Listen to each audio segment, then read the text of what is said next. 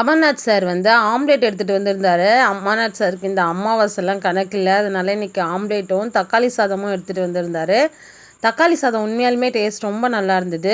சாப்பிட்றதுக்கு கிரேப்ஸு அது ஆல்ரெடி சாப்பிட்றதுக்கு முன்னாடியே சாப்பிட்டு முடிச்சிட்டோம். அதனால தான் கொஞ்சம் மிச்சம் இருந்தது. நெக்ஸ்ட்டு சந்தோஷ் சார் வந்து அப்பளம், பேட் வத்தல் இதெல்லாம் எடுத்துகிட்டு வந்திருந்தாரு. அப்புறம் உருளைக்கிழங்கு பொரியல், கத்திரிக்காய் மாங்காய் போட்டு சாம்பார், அப்புறம் சாதம். நெக்ஸ்ட்டு பிருந்தா மேடம் தான். பிருந்தா மேடம் வந்து சாதம். இன்றைக்கி ஒரு சாம்பார் டே அப்படின்னு சொல்லலாம். ஏன்னா நாங்கள் 3 பேரும் சாம்பார் தான் எடுத்துகிட்டு போயிருந்தோம். அகைன் கத்திரிக்காய் போட்ட ஒரு சாம்பார், தொட்டுக்கிறதுக்கு எல்லடை. என்னோடய லஞ்ச் நான் காலையிலே ஷார்ட்ஸாக ஷேர் பண்ணியிருக்கேன். நெக்ஸ்ட்டு மார்னிங் ரொட்டீன் லாங் வீடியோவும் ஷேர் பண்ணியிருக்கேன். கீழே டேக் பண்ணுறேன், டைம் இருந்தால் செக் பண்ணி பாருங்கள்.